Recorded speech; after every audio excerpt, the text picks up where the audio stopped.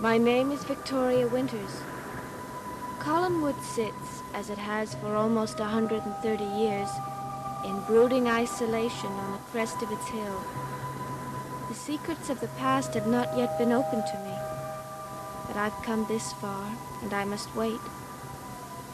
It's a strange home for me, but even stranger for those who've spent their lives within its walls. Good to see you again, Mrs. Stoddard. Mr. Devlin was kind enough to drive me here.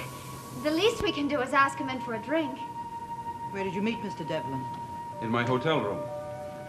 Oh, it was all very proper, Mother. I called him on the house phone and invited myself up. And he's really not a monster at all. What are you after, Burke? After? Mrs. Stoddard, all I did was drive your daughter home and drop in to say hello. Would you like to go into the drawing room? Thank you. Let me take your coat.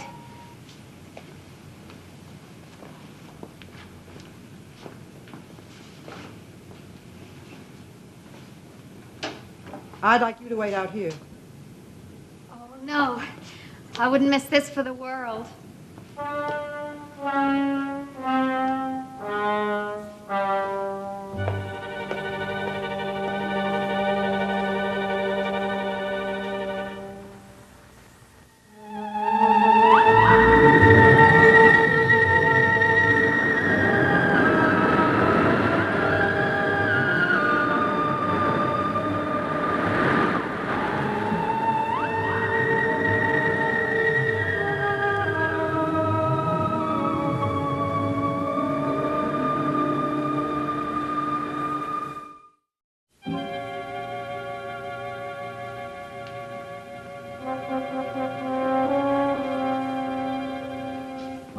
I've never forgotten this room.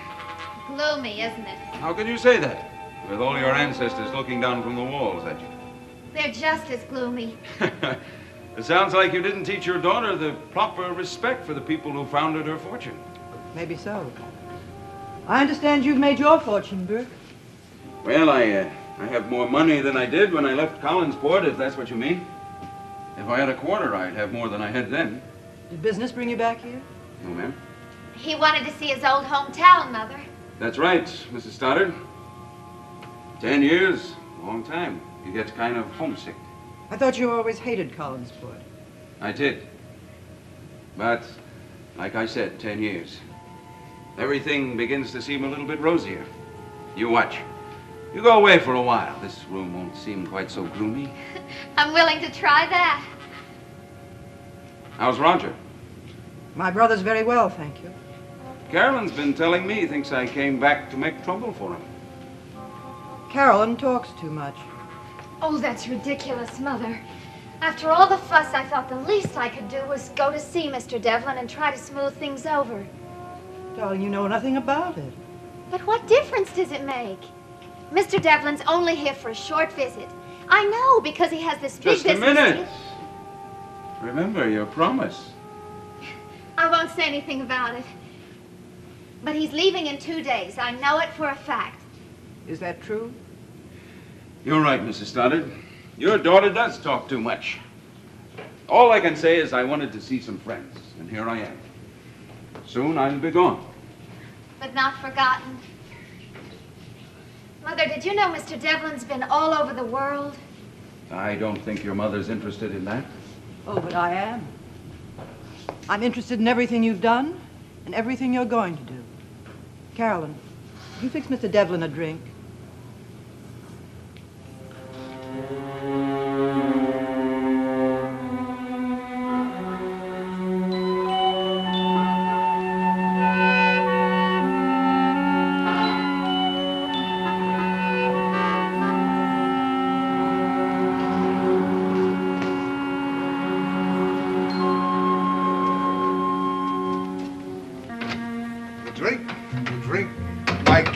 For a drink. That's a paraphrase on a famous author. The name of William Shakespeare. Is my daughter on duty, Mr. Wells? She's taking a break. Oh. But if she were, Mr. Evans, I wouldn't advise you seeing her right now. What's the matter? I don't look well? My hair's not combed? Your hair is fine. It's your breath. Remind me you'll resent that, Mr. Wells. Would you tell my daughter I'll be at the bar? Mr. Evans, wait. Now, look, if it's your intention to delay me for the purpose of further insult... My relief will be here in just a minute. I was going to go and have a cup of coffee. Why don't you join me? Well, coffee was not what I had in mind. Well, it's what you ought to have. Black coffee. Lots of it. A sober man, Mr. Wells, is an unhappy man. That's the Sam Evans motto, free of challenge. Motto's no use to Maggie. Now, Mr. Evans, you know how Maggie'd feel if she saw you like this. She'd feel no differently.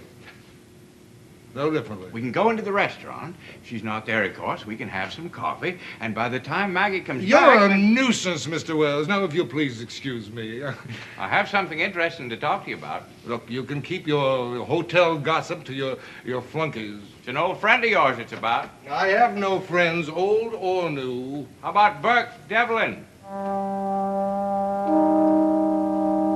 said Burke Devlin? Want to have that coffee?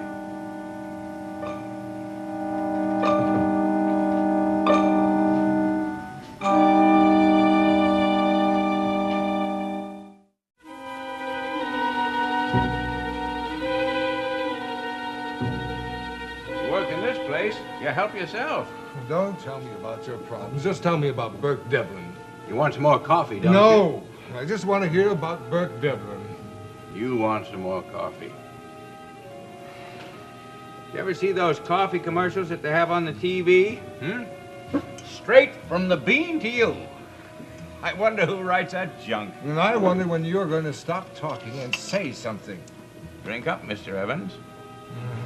Look, I've already had 2 cups already. You want me to drown? I want you to be nice and calm and sober when Maggie comes back. All right, all right. I've heard that song before. There. Now tell me about Burke Devlin. He had a visitor this afternoon. Another sip. Carolyn Stoddard. Who did you say? Carolyn Stoddard from the house up on the hill. I know where she's from. She came by here, she called him on the house phone, and she went right on up. Kind of crazy, isn't it? I mean, what went on between Burke Devlin and those people? Did they have an appointment? I mean, did he expect her? All I know is that she didn't call before she come, not ahead of time, except on the house phone. Well, how long As a she matter stayed? of fact, he hasn't had a phone call since he's been here. Well, tell me, how long she stayed? We were talking about that this morning. His Burke comes back to his own town after all these years, and not one single person calls him, not one. I Not asked from you here. how long she stayed. Oh, an hour and a half. And then what? They left. They? Together? Yep. More coffee. Do you have any idea where they were going? Well, I can make a guess. When they left, they were very friendly, arm in arm, talking and laughing like Buck was the best friend she ever had. I never thought Burke Devlin would be friends with any members of that family. He wouldn't. Oh, well, then why would Miss Stoddard invite him to a house? You're joking with me. Well, that's what I figured. He said he was taking her to his car, and I figured he was going to drive her home. You figured wrong, Mr. Wells. Miss Stoddard may be no more than a child. She knows where the best interest of her family lies. Well, Burke sure was friendly. That's all I know. Your advantage is, Mr. Wells, making your enemy think he has nothing to fear. Just a visit, Mrs. Stoddard. Like your daughter said, I'm only here for a visit. So you said. Would you like another drink? Yes, if it's no trouble.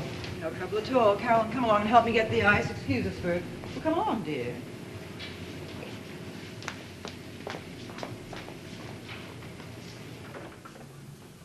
Really, Mother, you didn't have to be so obvious about it. What was all that about 2 days? Well, I promised not to tell, but when I was in his hotel room, I saw this paper. It was about a business deal in Venezuela. It was a lot of money, but he had to be there in a day or two to get it. Well, how do you know he didn't put the paper there just so you could see it? Oh, I thought about that. But then he had this phone call. Mother, he's only there for a short visit, and that's all. What phone call? Well, while I was in the hotel room, he had a telephone call from Venezuela about this same business deal. And he said he'd probably be leaving in a day or two. Oh, Mother, don't tell him I told you. He'd be furious. Well, go get the drink, but take your time. Everything's gonna be all right, Mother. I'm sure of it. There's nothing I'd rather believe.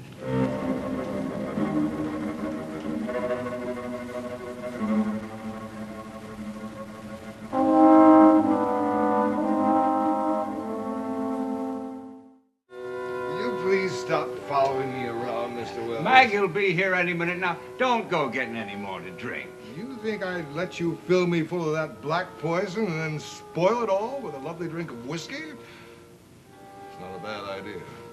I have more important things to do. You got a dime, Mr. Wells? What? A dime. I don't have any change. I want to make a phone call. Oh, sure.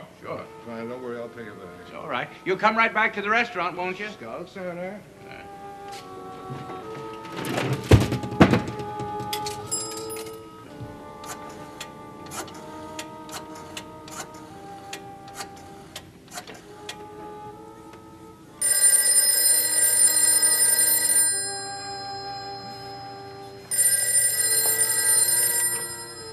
Hello? Hello. I wonder if I could talk to Mr. Collins. He's not in the house at the moment. Who's calling, please? Or could you tell me where he could be reached, please? Well, he's somewhere on the grounds. Who is this? I was wondering if you deserted me. Oh, I'm sorry. I'll be with you in a moment, Burke. I can have him call you back. Hello? Hang up on you? Seems that way.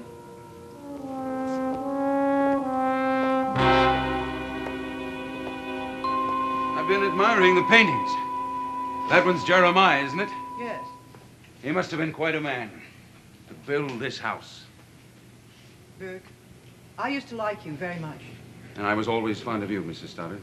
The way things happened, it was unfortunate. I told your daughter, and I've told you, and I meant it. Whatever happened 10 years ago is past history. I only want to think about the future. What do you think it would cost Jeremiah if he decided to build this place today? Why do you ask? Oh, I was just wondering what you would expect if you decided to sell. 200,000? $250,000? It's not for sale. In my experience, Mrs. Stoddard, everything is for sale. Where is Roger, by the way? One of my main reasons for coming up here today was to see him. Don't you think it would be better if you didn't? But we were always such close friends, Mrs. Stoddard. I know that. And if he thinks that I've come here to work out some kind of revenge, I want to tell him to his face that it isn't true. Doesn't that sound reasonable enough?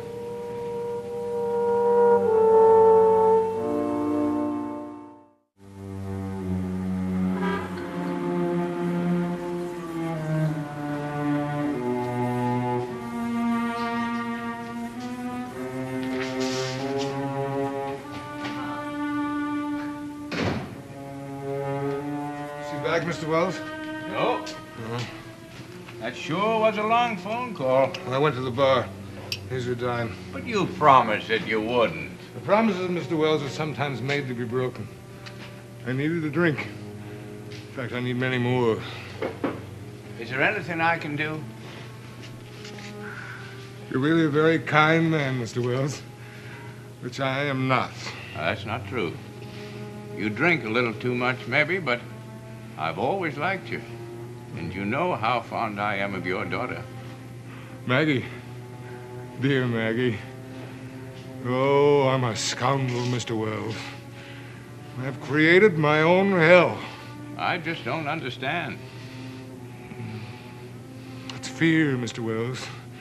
Fear that makes a man do those terrible things. He was there. I heard his name. Who are you talking about, Burke? The Trojan horse, the smiling gift, rolled into the stronghold and waiting to spread its fear. And I will be the first victim of that fear. Why you? I mean, isn't there anything you can do? It's too late. That's the torment. What there was to do, it's too late to do. Now all I can do is wait. Or run. You can't go far enough, that's the thing. As many places as you run to, you can never get away from what you are. But you tried, is that it? Growing up in that shack near the water, watching my father scrounge for work, repairing lobster pots, or whatever he could get. I wanted to move, and fast.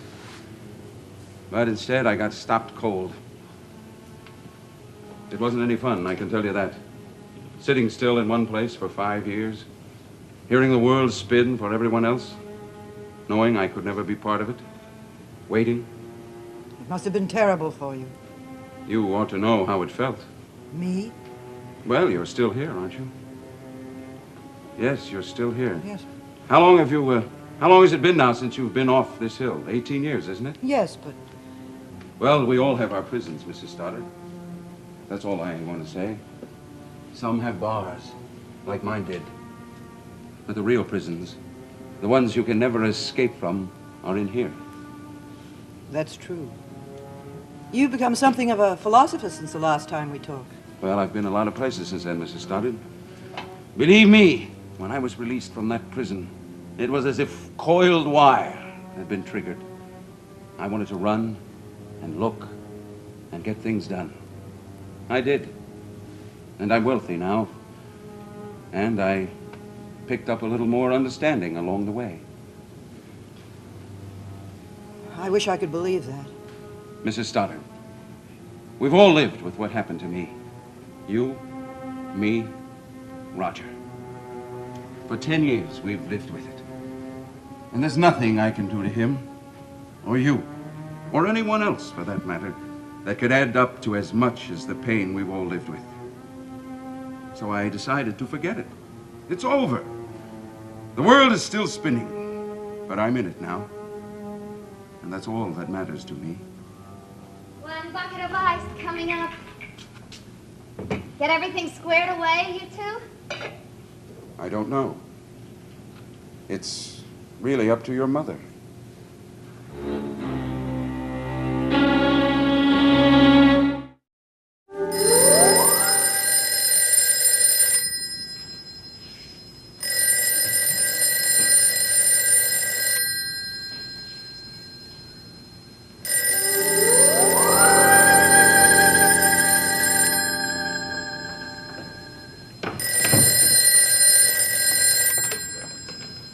Hello?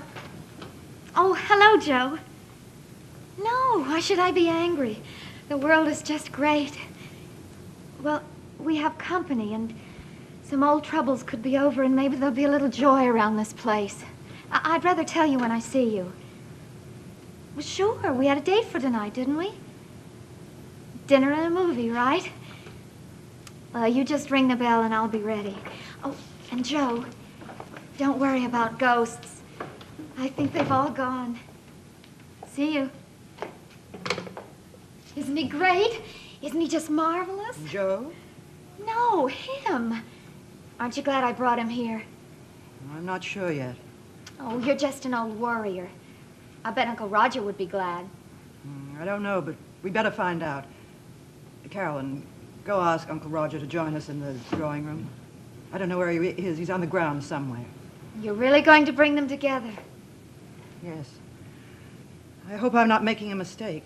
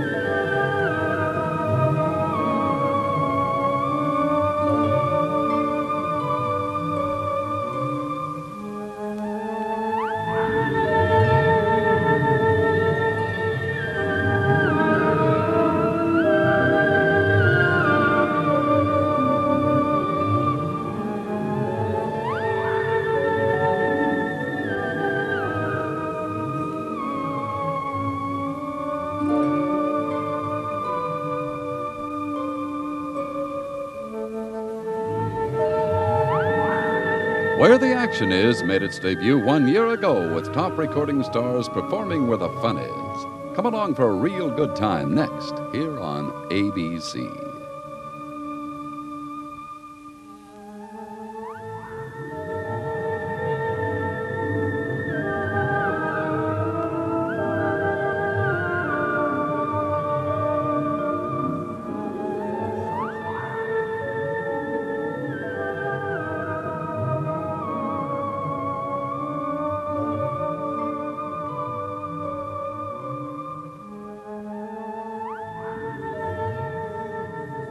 Dark Shadows is a Dan Curtis production.